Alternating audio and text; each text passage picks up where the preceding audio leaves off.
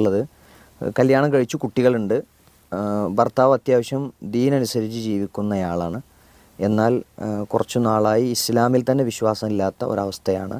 നമസ്കാരം തന്നെ ഉപേക്ഷിച്ചു പോകുന്നുണ്ട്. ഞാൻ ദീനിയായി തന്നെ ജീവിക്കുന്നതിൽ ഉറച്ചു നിൽക്കാൻ ശ്രമിച്ചുകൊണ്ടിരിക്കുകയാണ്. അവർ തമ്മിൽ വേറെ പ്രശ്നങ്ങളൊന്നുമില്ല. പക്ഷെ അദ്ദേഹത്തിൻ്റെ നമസ്കാരം ഉപേക്ഷിക്കുന്നു എന്നുള്ളത് എൻ്റെ മാനസികമായി വലിയ പ്രയാസപ്പെടുത്തുന്നു.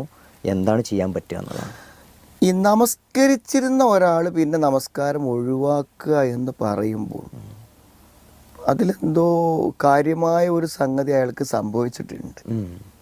ഒരു പക്ഷേ തൻ്റെ വിശ്വാസത്തിലെന്തെങ്കിലും ഒരു കുറവ് വന്നിട്ടുണ്ടായിരിക്കണം.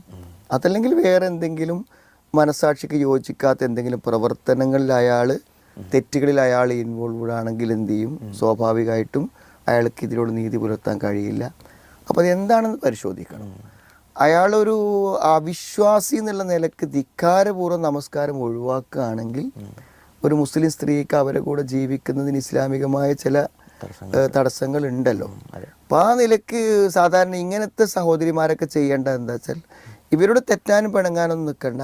തൽക്കാലം ഇവർക്ക് സുരക്ഷിതമായ അവിടെ വീടോ അല്ലെങ്കിൽ ആങ്ങളമാരെ വീടോ ഒക്കെ ഉണ്ടെങ്കിൽ എന്ത് ചെയ്യാം, തൽക്കാലം പോവുക.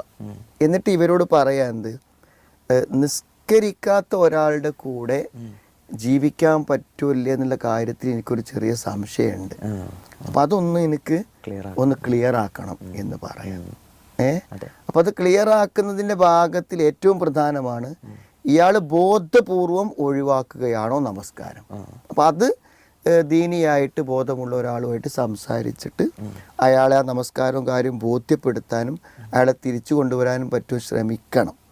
അപ്പം അങ്ങനെ പൊതുവേ അവർ വിട്ടു നിൽക്കുമ്പോൾ തന്നെ ഇവരെന്ത് ചെയ്യും? ഒരു തീരുമാനമുണ്ടാക്കാൻ നിർബന്ധിതയാകും.